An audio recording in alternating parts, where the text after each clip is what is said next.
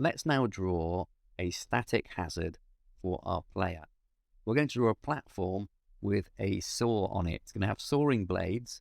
It can be upside down and saw into the player's head if the player tries to walk underneath it.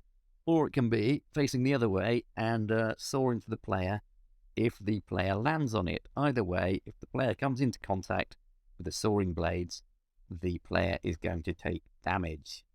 Right. Firstly, I want to change the size of my canvas. So resize the drawing area. And I'm going to keep the width as 64, but I'm going to make the height 32. It's going to be narrower. Okay, so that's what we've got there. Now,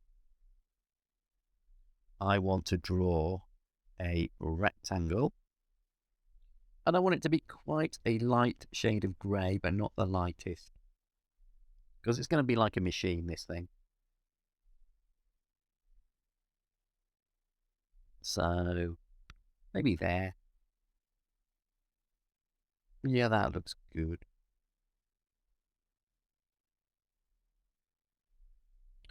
All right.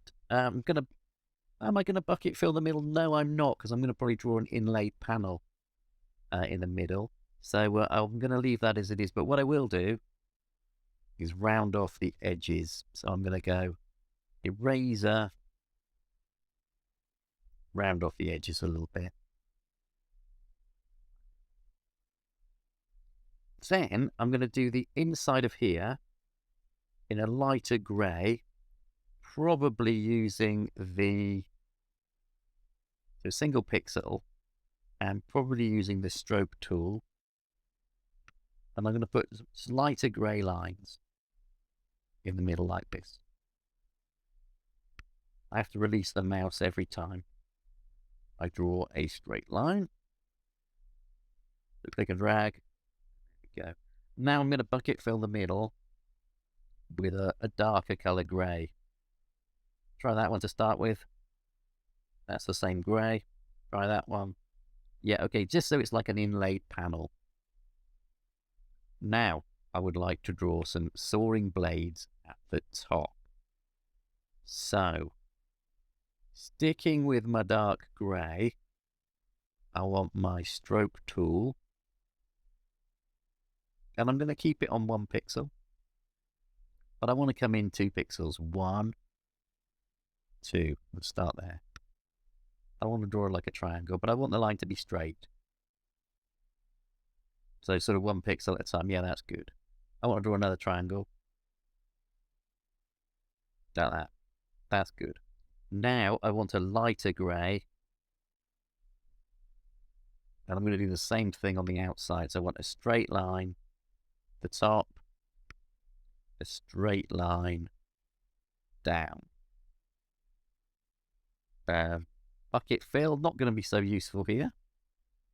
But I want to fill in these outside pixels with a light colour.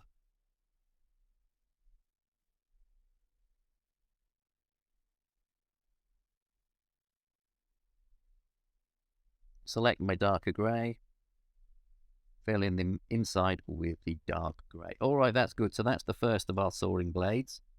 Looks okay. So, Command C to copy. Drag. Command V. There it goes. I'm just going to repeat that because that confused me. So we select.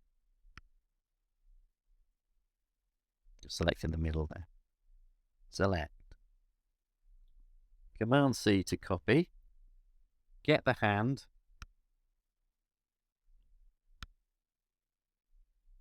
Not working. Command C to copy. Get the hand. Drag it. Once you've dragged it, Command V, then it appears. All right, because now we need to animate the blade. We need to make it saw backwards and forwards, so it looks like a hazard to the player. Not very scary if the blades don't move. So duplicate the frame, bottom corner like that. Click on that. So what we need to do now is make the blades slide backwards and forwards. So It's a similar process to copying and pasting them, but not quite. We rectangle select, we mouse over till we get the hand, and this time we don't do Control-C or anything. We hold down Shift and we just move them a few pixels.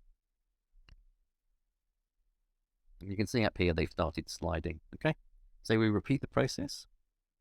Duplicate frame,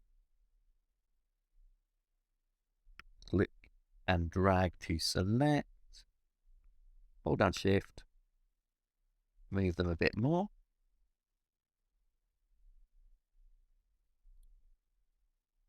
Duplicate the frame,